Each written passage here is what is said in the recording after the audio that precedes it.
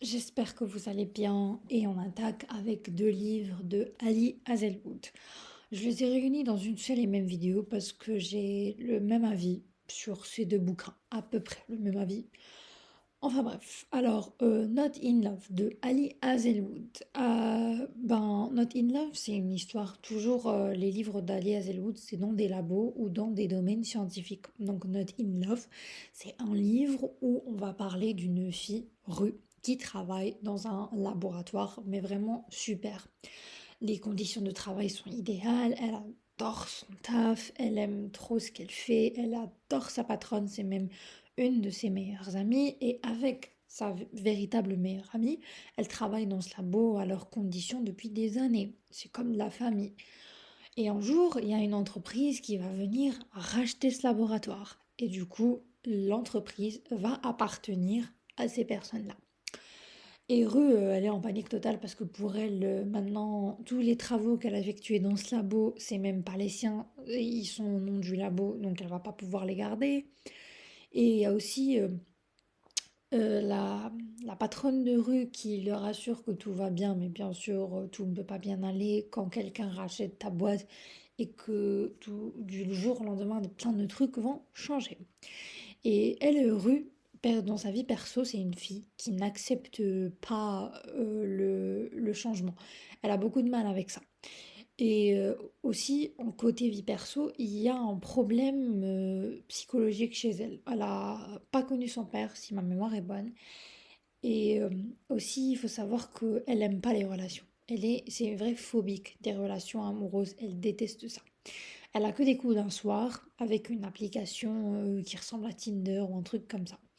Et un soir, elle va dans un de ses rendez-vous dans un hôtel et elle rencontre un mec qui s'appelle Lee ou Ellie ou un truc comme ça, je me souviens plus de son prénom. Et en tout cas, ce mec, il lui plaît, il est trop beau, ils s'entendent très bien ensemble. Et la seule chose que elle demande via cette application, parce qu'en gros, c'est une application où tu sors avec quelqu'un juste pour un soir, c'est pas de pénétration, donc pas de rapport direct, si vous voyez ce que je veux dire. Et lui, il est totalement d'accord, tout ce qu'il veut, c'est s'amuser. Mais il se passe vraiment un truc quand il voit Roux, il craque pour elle, littéralement, malgré que c'était censé juste être un coup d'un soir. Mais il s'attache. Et il y a le frère de Roux qui débarque et qui leur gâche le truc, mais totalement. Et il va se retrouver, Ellie, on va l'appeler Ellie parce que je me souviens plus de son nom, à la ramener chez elle. Et oui, parce que vu que son frère leur a gâché le truc, qu'elle elle a pas de transport et tout, mais que ben, on lui plaît et qu'il veut pas la lâcher, il joue les chevaliers servants. Et du coup, il la ramène chez elle et elle lui écrit son nom sur la paume de sa main. Et ils se revoient plus. Jusqu'au jour où les fameux investisseurs qui ont racheté la boîte de rue débarquent dans son laboratoire.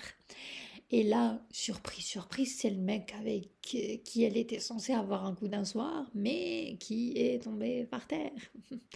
Et je crois qu'ils avaient un truc de comme que s'ils se revoyaient, ils allaient se lancer, quoi. Et ben voilà, maintenant, surtout que lui, il est super accro à elle, il la kiffe, mais vraiment plus. Lui, il sent que c'est l'amour de sa vie. Elle, c'est beaucoup plus compliqué niveau sentiments, vu qu'elle a eu énormément de traumatismes avec sa famille, son frère, etc. Son frère en veut parce qu'ils ont une propriété en commun et qu'il la pousse toujours à signer des papiers pour avoir de l'argent. Elle n'est pas d'accord, elle a souffert de troubles alimentaires quand elle était gosse. Bref, la meuf, elle a énormément de casseroles dans le placard. Et du coup, ben voilà, notre histoire, c'est deux âmes sœurs qui vont apprendre à, surtout elle, laisser tomber les barrières et s'aimer comme ils sont. Et j'ai trouvé cette histoire vraiment trop chou. J'ai aimé le fait que pour une fois, c'est la fille qui a autant de barrières et pas le mec. Parce que franchement, ça nous saoule un peu d'avoir des meufs qui sont totalement gaga sur des mecs et on comprend pas pourquoi. Perso, je me lasse de ces lectures assez rapidement. Je me dis, mais qu'est-ce que tu lui trouves? Parce que parfois, il les traite comme de la véritable merde, comme Carnage. Genre, elle était accro à Adrienne, si ma mémoire est bonne, alors que lui, eh ben, il l'a traité comme la pire des merdes. Voilà, et là, non. Là, Rue, c'est une femme qui s'estime, qui sait ce qu'elle veut, qui a une carrière, un PhD, elle est intelligente et elle a concrètement pas besoin de mec pour vivre, hein, bah voilà. Et lui, il va vraiment être le pansement sur ses blessures, sur ses traumatismes. Et c'était trop, trop, trop beau à lire. Les passages avec la sœur de Lee, j'ai trouvé ça trop drôle, mais à se tordre de rire. Je vous conseille ce livre. Enfin, c'est pas une histoire d'amour qui va transpercer nos cœurs, genre à la je sais pas quoi vous citer que genre Hope is Blue, la sœur vidéo que je vous ai sortie hier. Non, c'est pas une histoire d'amour où on va chialer, où on va ressentir les émotions. C'est plutôt un truc chill. On sait qu'ils vont finir ensemble. Il y a une fille badass qui fait rire, un garçon qui est sympa, un super book boyfriend et de quoi passer un super moment en compagnie de deux protas et d'une plume super agréable. Et surtout, on apprend des trucs avec les livres de Ali Hazelwood, hein. Franchement, chapeau bas. Et les plot twists qu'elle nous sort à la fin, aussi j'ai adoré. Je vous le recommande vivement. Et maintenant, on va passer à Check and Mate de Ali Hazelwood. Donc là, on est sur un délire des échecs. Je pense que la couverture est assez révélatrice. Et on a une fille qui s'appelle Mallory. Mallory, c'est un génie des échecs depuis qu'elle est toute petite. Elle a grandi en battant tout le monde. Son père a découvert son talent dès son jeune âge et il l'a inscrite pour qu'elle apprenne l'art, la manière des échecs, qu'elle étudie les trucs là, comment on appelle ça déjà, les jeux des grands maîtres et tout. Et elle a adoré ça. Sauf que quand son père décède, elle décide d'abandonner les échecs. Et on la voit des années plus tard qui galère financièrement parce que quand son père est mort, il lui a laissé sa mère malade et ses deux petites sœurs, plus sa personne à nourrir. Et c'était pas une personne qui gagnait sa vie de masse, donc franchement, elle fait ce qu'elle peut. Elle travaille dans un garage et en tant que mécanicienne, hein, et elle a un autre petit boulot à côté, mais j'ai oublié ce que c'était. Et du coup, tout ce qu'elle fait, c'est son taf. Elle a vraiment pas le temps de faire autre chose dans la vie. Elle taffe H24. Jusqu'au jour où, ben, il y a une amie à elle, une ancienne pote à elle, qui lui dit, il va y avoir des parties d'échecs où c'est des participants random qui vont venir juste pour s'amuser. Il n'y a pas d'enjeu, il n'y a pas de trucs comme ça, il n'y a pas de pression, quoi. Elle accepte d'y aller malgré ses réticences parce que pour elle, les échecs, c'est vraiment non. Elle ne veut plus être devant un échiquier. Mais ça fait tellement d'années et elle a tellement de pression au boulot, tellement plus de vie depuis qu'elle gère ben, le quotidien de la famille, plus les dépenses, plus absolument tout au fait, que ben elle y va. Et à cette partie d'échecs, Mallory va rencontrer le grand maître des échecs de son époque, le génie même des échecs, Nolan Sawyer. Et ils vont jouer ensemble. Coup de grâce, c'est Mallory qui gagne. Et quand elle gagne, le mec, il est bouche bée. Et elle, son premier réflexe, c'est de se barrer. Elle se carapate littéralement et elle part de là-bas. Et après, elle va avoir une espèce de proposition. Parce que quand elle a gagné la partie contre le grand maître des échecs, Nolan, sa vidéo est sortie sur Internet. Et tout le monde se pose des questions sur cette jeune femme qui a réussi à battre l'homme imbattable sur un échiquier. Qui est-elle et pourquoi n'est pas-elle pro, quoi? Et du coup, elle va recevoir une proposition d'une femme qui a une espèce de, je sais pas si c'est un club ou, je sais pas comment on appelle ça, mais bref, où ils participent à des tournois. Ce sont tous des hommes et des femmes qui jouent aux échecs. Et elle, au début, elle dit non, parce que pour elle, cette partie-là, c'était juste pour se faire du bien, parce qu'elle aimait les échecs au fond. Mais à cause de la mort de son père, c'est niente. Elle veut plus retourner en compétition, elle veut plus avoir ce stress et elle ne veut surtout plus avoir un échiquier près d'elle ou à côté d'elle. Bref, c'est compliqué niveau Mallory. Et Elle dit non. Mais bien sûr, vous allez vous vous en doutez, elle va finir par accepter et rejoindre ce club. Parce que elle a été virée du boulot qu'elle faisait en tant que mécanicienne et on lui a promis un salaire très très généreux dans ce club d'échecs. Du coup, elle va pas avoir le choix, elle va y aller, elle va se préparer pour les concours et tout. Et ben, durant ces concours, elle va revoir Nolan Sawyer. Et elle va passer à ça la première fois de refaire un match avec lui, sauf qu'il y aura un autre joueur d'échecs qui va lui passer à côté, malheureusement. Mais depuis ce jour-là, Nolan n'a qu'une obsession, c'est Mallory. Il veut à tout prix être avec elle.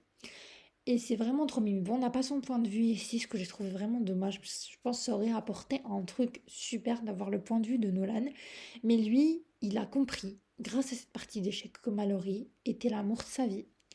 Et il veut pas la laisser partir. Il veut être avec elle. Et du coup, on va apprendre que lui, il voulait complètement arrêter les échecs, mais qu'il a continué juste pour pouvoir être son adversaire. Parce que Mallory lui a redonné le goût aux échecs qu'il avait perdu. Ça fait belle lurette, parce que maintenant, il est dans ses tournois depuis des années. Il a pratiquement battu tout le monde. Enfin voilà, le mec, sa réputation de grand maître, elle est plus à faire. Et Mallory, elle est un peu, comment dire, réticente niveau Nolan. Elle va pas foncer tout de suite parce que pour elle, les contes de fées n'existent pas. C'est trop beau pour être vrai, elle peut pas y aller. Tout ce qu'elle veut, c'est l'argent de la rémunération au début, mais bien sûr, elle va finir par reprendre goût aux échecs et vouloir vraiment gagner et devenir le grand maître, elle aussi. Et voilà l'histoire d'amour entre Mallory et Nolan qui va se créer, c'est trop mimi, trop trop beau. Il est vierge. Ça, alors c'était une première. Jamais j'ai vu un mec vierge dans les livres de qui que ce soit. En fait, c'était la première fois. Et j'ai trouvé ça tellement cool parce qu'en général, il y a que la fille qui est vierge. Le mec, lui, il a de l'expérience et tout. Mais elle, et là, non. Là, c'est elle l'expérimentée. Et là, c'est lui le mec qui ne sait rien du tout. Et mais c'était mais drôle et mignon à la fois. Trop, trop, trop cute. Et faut savoir aussi un truc, Mallory elle est bi, donc en fait elle est attirée par les mecs et par les meufs, et ça la dérange pas du tout, hein, elle est très ouverte sur ça. C'est une fille, pareil comme Rue, qui ben, a des relations d'un soir, mais qui a cessé de croire en l'amour jusqu'à ce que la bonne personne s'est présentée à sa porte. En l'occurrence, Nolan. Et du coup, pour Checkmate, franchement, c'était à peu près le même ressenti que Not in Love, à part que j'ai préféré Mallory à Rue, parce que j'ai trouvé que Rue, à un certain moment, je disais, ça y est, on sait que c'est la mort de ta vie, s'il te plaît, baisse un peu les barrières, parce que je comprends qu'une femme puisse avoir des barrières avec autant de traumatisme, mais quand même, le mec, il lui a prouvé 250 fois que, oui, il n'était pas, c'était pas quelqu'un de mauvais, c'est un mec bien, et tout ce qu'il veut, c'est la rendre heureuse. Alors que Mallory, elle aussi, elle a des barrières, attention, mais elle est plus intelligente que Rue sur certains points et j'ai apprécié son personnage beaucoup plus que celui de Rue. C'était vraiment la seule différence entre eux. Alors, en ce qui concerne les citations préférées, non, on va commencer par Not in Love. Alors, on va pas compter ce que nous partageons, ce que tu me donnes, ce que je ressens. Tout ça n'est pas quantifiable. Il ne s'agit pas seulement d'orgasme, ni de cases à cocher, ce sont des choses indescriptibles. Tu es indescriptible. Le mec qui passe trois quarts du livre à la convaincre qu'il l'aime, hein. Mais c'est tellement mignon. Il n'avait pas le droit d'en vouloir à Rue parce qu'elle était la meilleure et la pire des choses qui soient jamais arrivées. Il ne l'oublierait jamais. Si tu désires encore que je t'aime, je crois que j'en serai capable. En fait, je t'aime déjà. Sinon, eh bien, tant pis. Je crois que je t'aimerai quand même. Ah, c'est de là. Alors, en ce qui concerne mes citations préférées de Checkmate, tu as déjà fait 3 championnats, certes, mais cette fois c'est différent. Et pourquoi? Parce que quand je suis avec toi, Mallory, tout est différent. Avec toi, j'ai bien plus envie de jouer que de gagner. Tu sais, je préfère quand les femmes s'en tiennent au tournoi féminin. J'estime qu'il y a un ordre naturel aux choses. Et moi, je préfère quand les hommes se taisent et s'enfoncent leur tour dans le cul. Hélas, on n'obtient pas toujours ce qu'on veut. une des raisons pour laquelle je kiffe grave Mallory. Parce que là, c'était pas Nolan, c'était l'autre mec avec qui elle était en compétition, je crois. J'en suis pas sûre. Tu me dois 43 $. Et oui, je te fais payer la barre de sneakers que je me suis acheté pour m'aider à endurer cette épreuve. Reste, tu ne restes jamais. Là, c'était Nolan qui disait à Mallory de rester parce que vous vous rappelez quand je vous ai dit qu'elle s'est enfuie et carapaté après leur première partie d'échecs. Bah voilà, Nolan, limite, il veut plus jamais qu'elle parte. Avec certaines personnes, peu importe qu'on perde ou qu'on gagne, parfois il n'y a que le jeu qui compte. On n'oublie pas qu'on est dans un délire d'échecs, donc si vous êtes comme moi et vous jouez pas du tout, il y aura peut-être deux trois trucs que vous allez pas capter, mais ça ne change rien à l'histoire. L'histoire, vous la captez dès le premier truc. Sinon, vous googlez comme moi les trucs de partie d'échecs et ça rentrera dans l'ordre. J'espère que cette vidéo vous aura plu. Laissez-moi des gros pouces bleus et abonnez-vous si ce n'est pas encore fait. Je vous souhaite un excellent week-end. Ciao!